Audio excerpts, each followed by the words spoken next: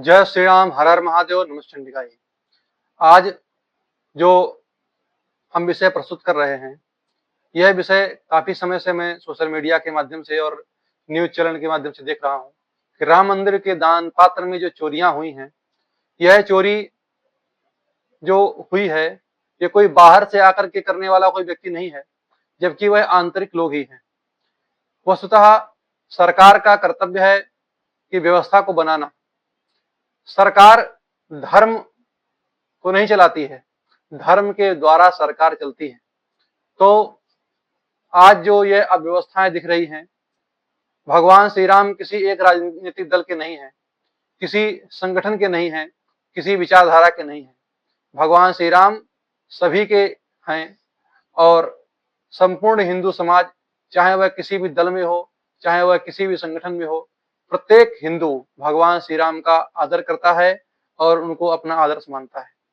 यह राम जन्मभूमि का जो आंदोलन था, इस आंदोलन में अनेक संतों ने, अनेकों महंतों, लाखों कार सेवकों ने और करोड़ों राम भक्तों ने अपने तन मन धन से इस जन्मभूमि को मुक्त कराने में सहयोग किया था और अनेकों लोगों ने तो अपने प्रियजनों को भी इस आंदोलन में खोया था। तब जाकर के यह राम मंदिर आज हमें देखने को मिल रहा है, जिसको देख करके हम गौरव की अनुभूति करते हैं। किंतु यहाँ पर हमारा प्रश्न यह है कि क्या इस श्री राम मंदिर का जो संचालन है, ये किसी पार्टी के द्वारा होना चाहिए अथवा किसी संगठन के द्वारा होना चाहिए। पार्टियां आज हैं, कल नहीं रहेंगी। आज भारतीय जनता पार्टी की सरकार है, कल सरकार नहीं रहेगी, तब इसका संचालन कैसे होगा। आज आरएसएस एक जो है सशक्त संगठन है, सक्रिय है। यदि कल ये सक्रिय नहीं रहा तो क्या राम जन्मभूमि में, श्री राम मंदिर में पूजा नहीं होगी। इत्यादि जो बातें हैं, वस्तुतः मैं कहना ये चाहता हूँ कि मंदिरों का जो संचालन है, यह मठ के माध्यम से, आश्रमों के माध्यम से, संत महंतों के माध्यम से होता है, न कि किसी सरकार, न ही किसी संगठन, न ही किसी विचारधारा के द्वारा होता है। हजारों वर्षों से असंख्य मंदिरों का, असंख्य मठों का संचालन इस परंपरा के द्वारा हुआ है। संत महंतों की परंपरा से ही असंख्यों मठों और असंख्यों स्थानों की जो व्यवस्था है वह सुचारू रूप से आज भी चल रही है।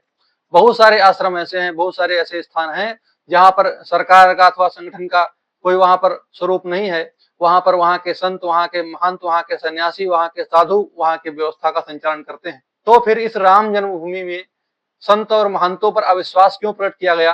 क्यों ये सरकार का एक ट्रस्ट बना करके उसमें सरकार के लोगों को जो है रख करके सरकार के माध्यम से उसका संचालन इत्यादि जो व्यवस्था बनाई गई, ऐसा क्यों? एक प्रकार से यह बहुत बड़ी धोखाधड़ी है और लूटपाट करने की बहुत पहले की, बहुत पुरानी साजिश थी। इसलिए हम यही कहना चाहते हैं कि श्री राम जन्मभूमि का जो संचालन है, ये किसी भी सरकारी संस्था के द्वारा न होकर के संत और महंतों की परंपरा के माध्यम से किया जाना चाहिए, अन्य किसी के द्वारा नहीं।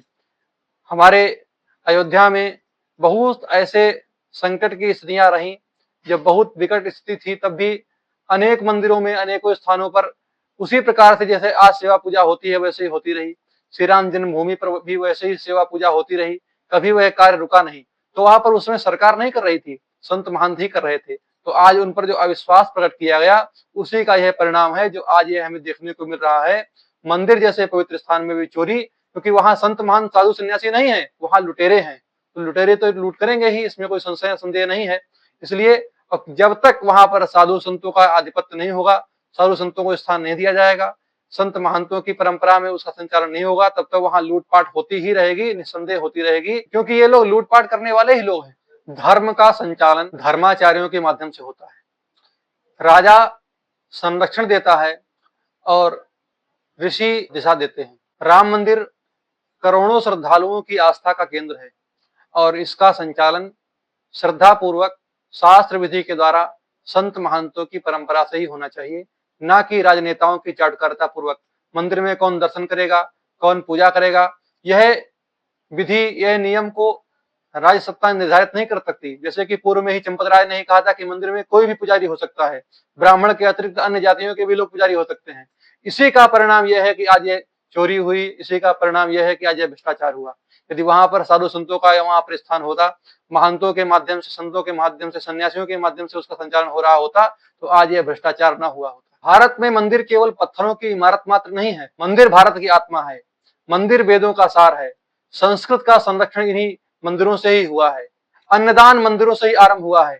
गौ सेवा मंदिरों से आरंभ हुई है। जो धर्म की शिक्षा है, जो हमारी नीतियां हैं, जो हमारे मूलभूत सिद्धांत हैं मानव जीवन के, उन सभी का आरंभ इन्हीं मंदिरों से ही हुआ है। धर्म शिक्षा यहीं से मिली है, अर्थात समाज को एक नई दिशा इन्हीं मंदिरों से ही प्राप्त हुई है। यदि आज संस्कृति जीवित है तो उसका मुख्य जो श्रेय है वह इन्हीं मंदिरों को, आश्रमों को, मठों को, ब्राह्मणों को, साधुओं को, सन्यासियों को जाता है। उन्हीं के कारण आज ये संस्कृति जीवित है।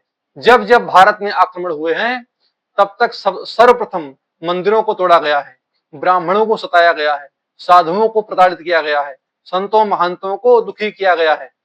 अन्य लोगों को नहीं, किसी का घर नहीं तोड़ा गया, सबसे पहले मंदिरों को ही तोड़ा गया है।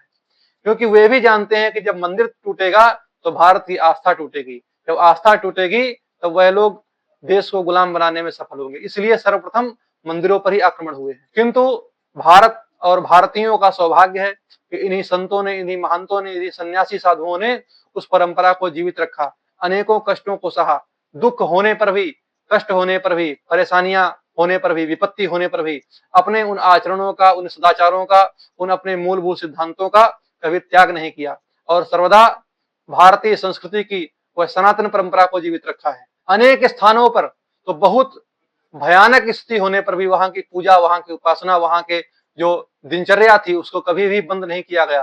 कष्ट होने पर भी, विपत्ति होने पर भी उन गतिविधियों को सर्वदा संचालित किया गया और पूजा इत्यादि वहां पर सर्वदा चालू ही रही, बंद नहीं हुई।